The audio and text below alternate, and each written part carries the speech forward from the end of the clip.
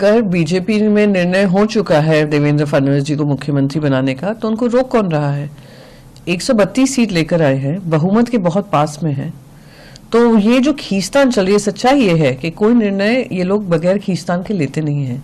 ये power hungry इतने हैं कि आज इतने दिन इतना भारी बहुमत मिला है और अब तक महाराष्ट्र को ये नहीं पता है कि उनका मुख्यमंत्री कहाँ होगा। ये तो जनादेश का निरादर करना है। आज फ्रंट पेज स्टोरी है कि महाराष्ट्र की एक और रिफाइनरी गुजरात की तरफ जा रही है और आंध्र प्रदेश की तरफ दूसरी जा रही है। ये मेरे महाराष्ट्र के हित के खिलाफ है। हमारे जो रोजगार के माध्यम बनने चाहिए थे वो दूसरे राज्यों में जा रहे हैं। हर दूसरे राज्य प्रगति करें but not at the expense of my state. ये इसलिए हो रहा है क्योंकि ये लोग अपनी पावर सेटिंग में लगे हुए हैं। इतने दिन हो गए हैं जनादेश आए हुए और सरकार नहीं बना पा रहे हैं। अगर देवेंद्र फडणवीस पे नाम स्टैंप हो चुका है तो जल्दी से डिक्लेयर करिए क्यों महाराष्ट्र की जनता को जो किए हुए वादे हैं उससे वंचित रख रहे हैं, उससे दूर रख रहे हैं और जो महाराष्ट्र की स्टेयरिंग क्राइसिस है उसको दरकिनार कर रहे हैं।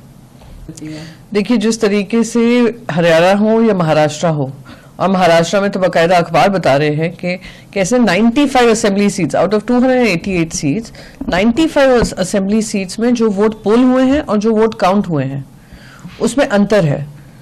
करीब ऐसे 76 सीट्स हैं जो बता रही हैं कि जो वोट पोल हुए हैं उससे कम गिनती की गई है और 19 ऐसे हैं जहां पे जो वोट किए गए हैं उससे ज्यादा गिनती की गई है।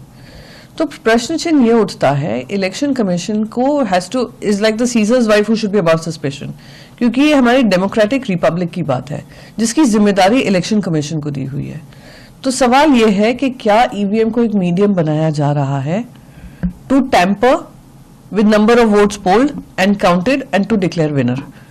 और ये सवाल हर तरफ से, हर कोने से वोटर्स की तो आ ही रहे हैं, साथ ही साथ पॉलिटिकल पार्टीज के भी आ रहे हैं कि उसका दुरुपयोग कर कहीं ऐसा तो नहीं है इलेक्शन आउटकम्स को प्रभावित किया जा रहा है और इस पर कार्रवाई होनी चाहिए। ये व्यापक चर्चा का विषय है। अगर किसी एक मन में भी ऐसी शंका है कि उनका वोट इनवैलिडेट हो रहा है या दूसरी तरफ जा रहा है, it goes against the principles of the very foundation of a nation. तो इस पर चर्चा होनी चाहिए और व्यापक चर्चा होनी चाहिए। और इलेक्शन कमीशन का ये आदत सी बन गई है कि डिसमिस कर देते हैं rather than engaging and addressing this issue. नहीं, वो सुप्रीम कोर्ट की मान्यता है, पर सुप्रीम कोर्ट को यह भी मानना पड़ेगा कि यहाँ पे जो अभी तक मैंने इलेक्शन कमीशन के संज्ञान में ये लेकर आई हूं पर हमें कोई जवाब नहीं मिला है कि कैसे 95 सीट्स प्रभावित करती हैं इलेक्शन आउटकम्स को। तो अगर इस तरीके का मिसमैच है, हमने फॉर्म 17C पार्ट 1 बनाया है, 17C पार्ट 2 बनाया है जिसमें पोल कितने हुए हैं, काउंट कितने हुए हैं वो दिखाता है। अगर उसी में मिसमैच है, टैली नहीं हो रहा है, तो आई एम वेरी क्लियर कि सबके मन में शंका होगी।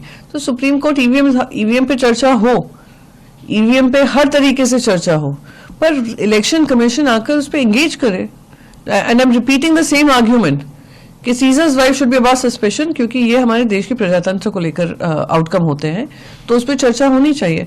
जब भारतीय जनता पार्टी सत्ता में नहीं थी, एल.के. अडवाणी जी के अंतर्गत एक किताब लिखी गई थी ईवीएम पर, तो सुप्रीम कोर्ट ने पीआईएल को रिजेक्ट किया है। पर supreme court I am sure इस पे अगर व्यापक चर्चा होती, पोली ड्राफ्टेड पीआईएल था क्या था मुझे नहीं पता है, अगर एक व्यापक चर्चा होगी इसके लूपहोल्स भी जनता के सामने आएंगे।